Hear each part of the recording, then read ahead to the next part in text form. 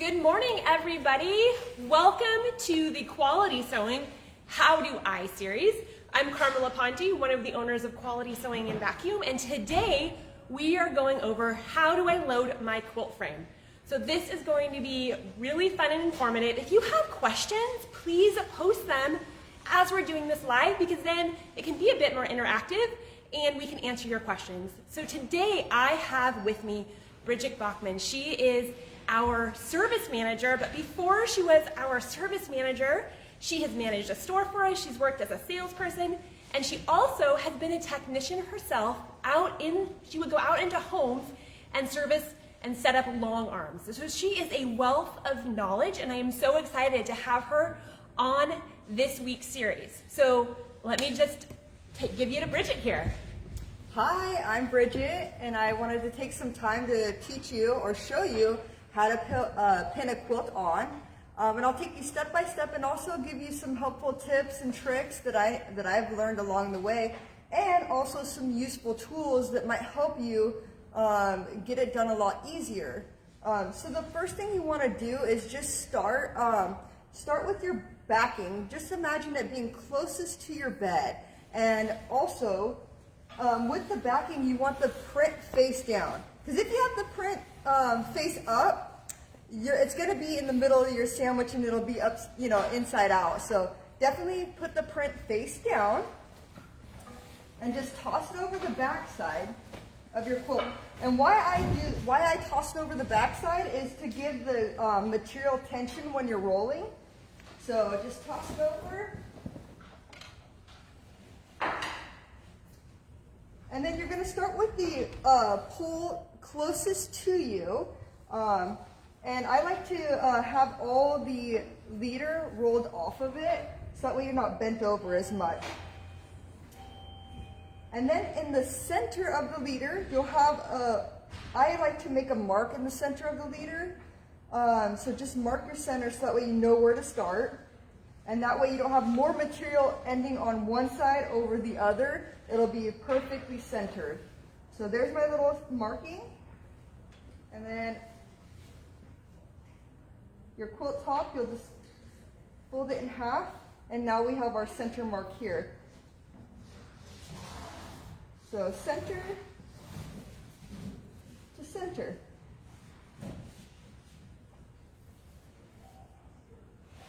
And then you'll start pinning. So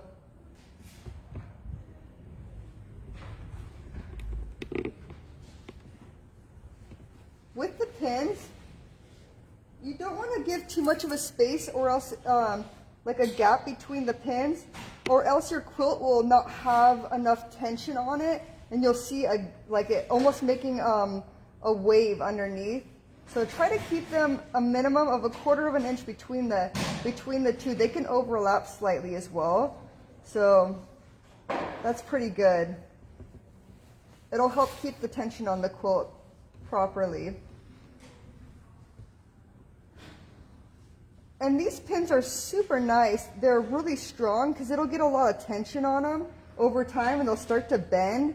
I'm sure if you've ever pinned a quilt, you'll know that they do tend to bend. So these ones are made by Handy Quilter, and they're really strong and durable. And the package is right here, but they come from Handy Quilter, and they are fabulous pins.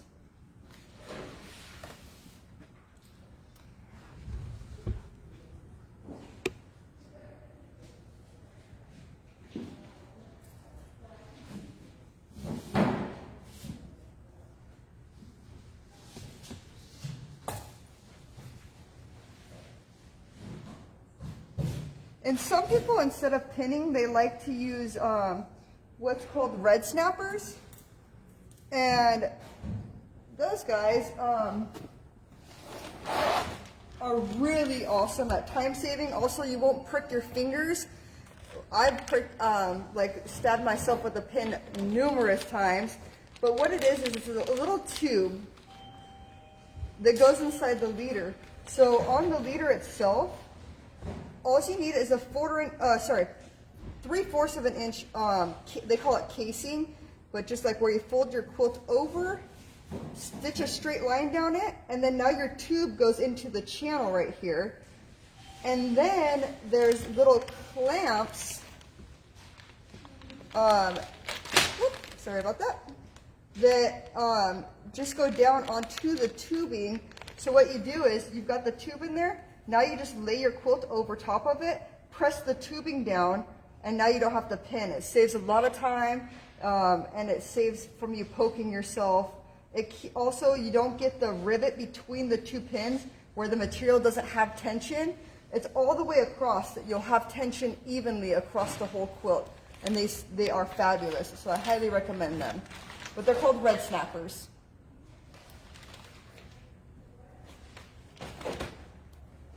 And I think at this time, Carmen wants to show you some accessories, some additional accessories while I keep pinning, and then we'll get back to me.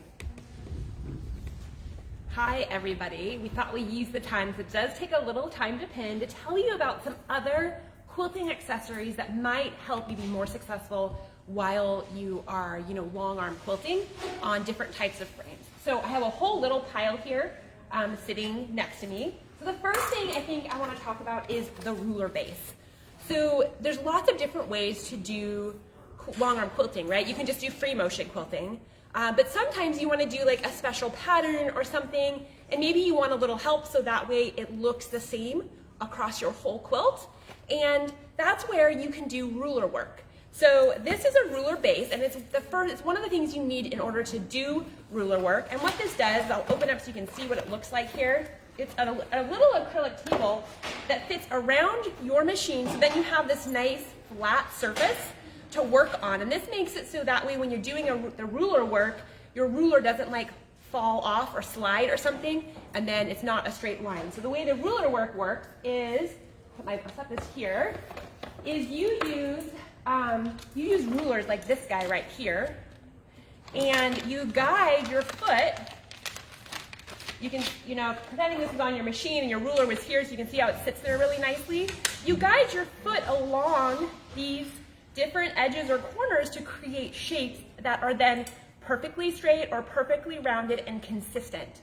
So there's tons of different rulers out there, like so many different ones. Like this is called the Versa tool, and it's probably one I would recommend. If you want to do ruler work and you don't have a Versa tool, this is probably our #1 selling ruler, because it has a straight line, it has a curved line. You can see on the back here, you can do clamshells with it, offset designs, crosshatch, applique. You can do a lot of different things with this Versa tool, and it's super handy. It's a great starter ruler. But there's all sorts of different, there's ovals. I grabbed 2 ovals somehow. There's ovals, there's diamonds, there's circles, there's hexagons, really any of the shapes that you might really want to create a pattern with. There is probably a ruler that's going to support that. And the other tip with ruler work, at least for sure as a handy quilter line, is I would really recommend getting the Surefoot, because this Surefoot is a little bit bigger than the standard foot that comes with your handy quilter, and it is going to really allow you to be more successful when you're doing that ruler work, and it's just going to work a lot better. So those are the things that I would recommend getting if you want to do ruler work. And if you go to our website, qualitysewing.com, we have all of the handy quilter items and accessories on sale on our website. You can search by handy quilter by the brand, or you can search by rulers or ruler work. We even have some different ruler work bundles that I've packaged together that are a really good value that are on there, like this jade bundle. You get tons of rulers for a good price. And this one has the pill box, the square, and an 8-point ruler. So there's lots of fun stuff like that on the website as well to check out if you're thinking about starting ruler work. So let's see, I have a couple more things I want to show you, and then we'll get back to Bridgette. So the other thing is lighting is super nice to have. So this is called, I think it was, where'd the package go? I lost it, but anyway, it is a little LED light strip from Handy Quilter, and let me just show you like the difference here on this machine when I turn this on. Look how much light was added, right? There we go. They're just handing it to me. It's the HQ light strip kit. But it really adds light, and this is just an adhesive that you would then just adhesive to your machine and add the light where you want to add it. So that's pretty cool. It just plugs into a USB. And a couple of other things I wanted to tell you about here is this HQ fan is pretty awesome. It plugs in via USB, and it's a great way to, if you get hot while you're quilting, you want a little air, you can connect it to your machine, which is cool.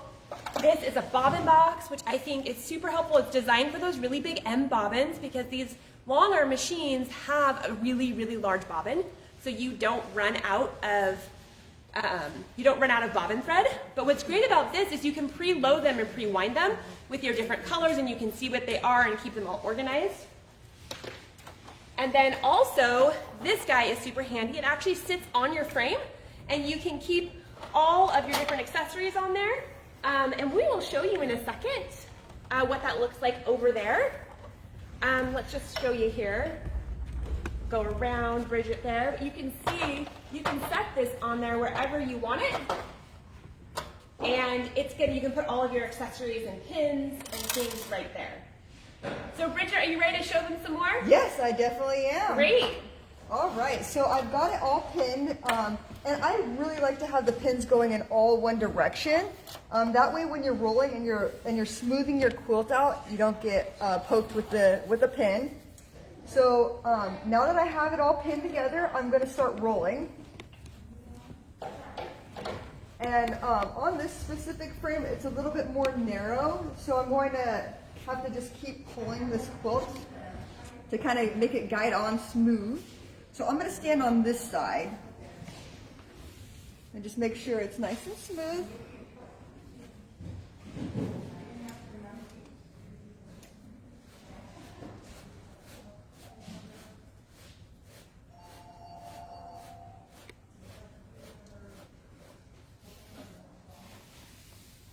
And also one thing to note is make sure you have this little, it's a stopper to stop the ratchet.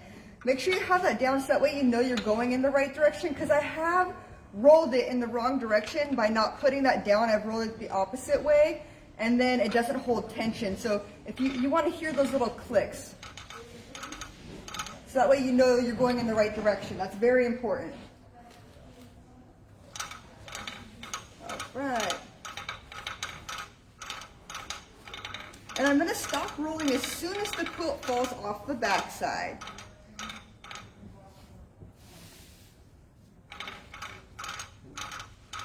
All right, so right now I'll stop, and then this is the leader that goes through here, and everything gets pinned to it.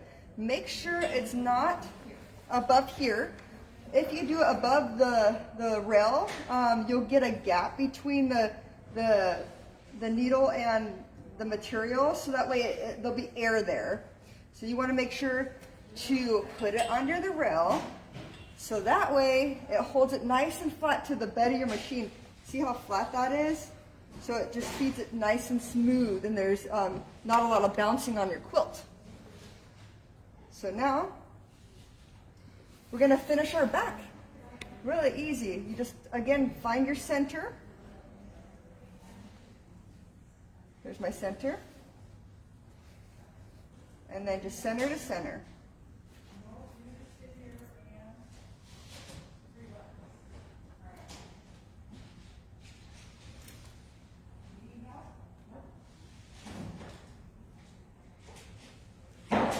Now, Bridgette, I'm noticing that you're going all the way on one side first, and you're not just trying to work your way from the middle out both directions. Is there a reason why you're going one side first?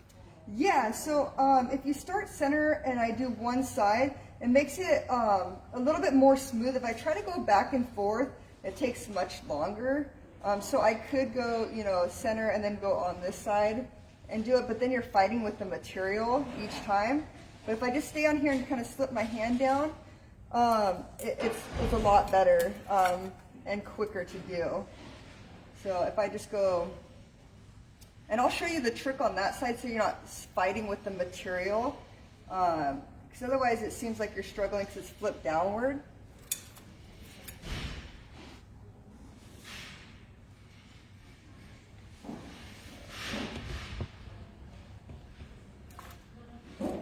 And they do make a little a pin cushion for your arm.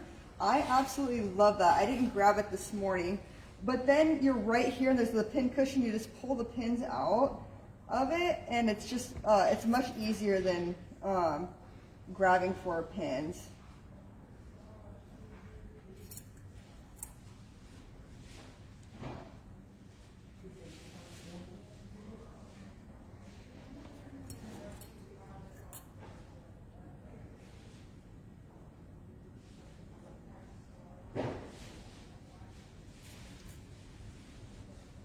All right, so now we're at the end and we're gonna start on this side, which you didn't see last time. So I'll show you a few tricks. If you flip, your leader will be probably longer. So if you flip the leader over, it pulls the weight off of the leader itself and off of your quilt from fighting it. So just flip that over and it'll be across your whole quilt. And then it's hard to determine how far out you go because you don't have the end of your pin as a reference to how far out. So honestly, I use like 3 fingers is almost perfect. So the end of here, I use 3 fingers and go in after that 3rd finger. And it comes like out almost perfect every time. So I would say roughly about 3 fingers after that pin. And there it is. It's great. But that's my little trick on the guessing game for the other direction.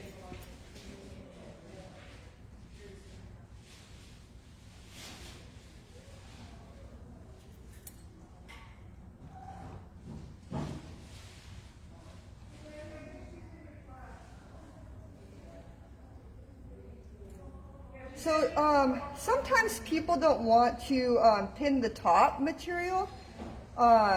What they do is they'll float it, and they like to float material because sometimes you might have to manipulate the quilt partway through. And so what they'll do is they'll float it, and I'll show you how to do that. It's really easy. And all you'll do is you'll you'll clamp the top material. There's 2 different sizes. There's 1.5 inch or 2 inch quilt clamps that the Grace Company makes, and so you'll want to know what frame you have. If you have like most of them take the 1.5 inch, like the Handy Quilter, Studio Frame, the Baby Locks, and the Grace Company. So now that I'm all done, you want to know how far back your machine's going to go. And I'll go back to the clamps really when I'm done with this part. So your machine, it goes back to here. So we don't want to roll it past that point because you'll want to be able to quilt, right? So we'll make sure our clamp's down right, and it is. And you can use your handle if you've got one. Just make sure it's rolling smooth. All right, here we go. So I go to about right here and stop because otherwise you won't be able to get up tight on the back side. All right, and now I'm just going to finish rolling it up to the front. And it just needs to be tight. It doesn't need to be like a drum tight. Just tight enough to where it's not sagging. And this is the point where we'd pin our top on and or float. So I'm going to show you how to float a quilt. So what you're going to do, sorry, I had to grab my batting. You would put your batting and top together, and you're just going to lay it on top. Really easy. My top's already pinned on, so just pretend this is my top and batting, okay? And then that's it. Then all you're going to do is I'll show you the clamps.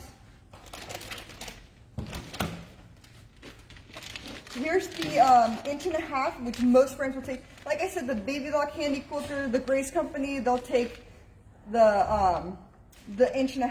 Now the Handy Quilter gallery frame, so the Fusion or the Infinity, it takes the 2 inch clamps. And all you're going to do is you'll just open the package. It's just a little clamp and it clips on, so it just goes press, press, press, right? And then you're ready to quilt and baste your quilt on. That's all you have to do. But if you don't have these clamps, I'll show you what to do. All right, so you've just pinned your backing on.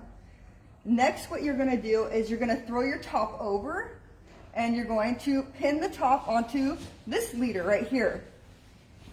I've already done that, and you're going to start in center again and then pin to the outsides. So that way it pushes the material to the outside. You don't have bunching on one side more than the other, right? And then you're gonna roll it up onto your pole, okay? Then, after it's rolled up, which is this point right here, I just got done rolling it on here. So I just got done rolling it on here. You're gonna roll it until you see all of the pins. Make sure you see all the pins because you do not want to sew over the top of one of those. So once all the pins are visible, you'll just take it and you'll flip it down, okay? And then you put the batting. And the reason you don't put the batting on first before rolling the top is because batting is really like clingy or like sticky almost. And so it'll make it really difficult for rolling the material. So you can either put it from the bottom side, which that's what I'm going to do, and just pull it up. Or you can push it down. Either way is perfectly fine. And I'm going to just get it right where you're going to have it.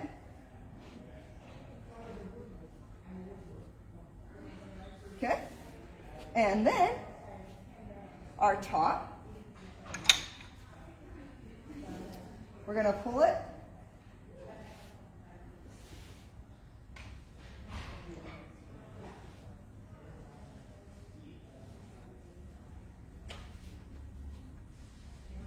And then just take some of the slack out, pet it, make sure it's nice and flat. There's not like bumps for your batting. Your batting's nice and smooth, your top's nice and smooth. And honestly, that's all you have to do, and you're all pinned, ready to go. And then you want to baste your quilt. But yeah, let us know if you have any questions. We're always here to help you get your quilt on. Yeah, give us a call at any of our locations. I appreciate your time. Thank you.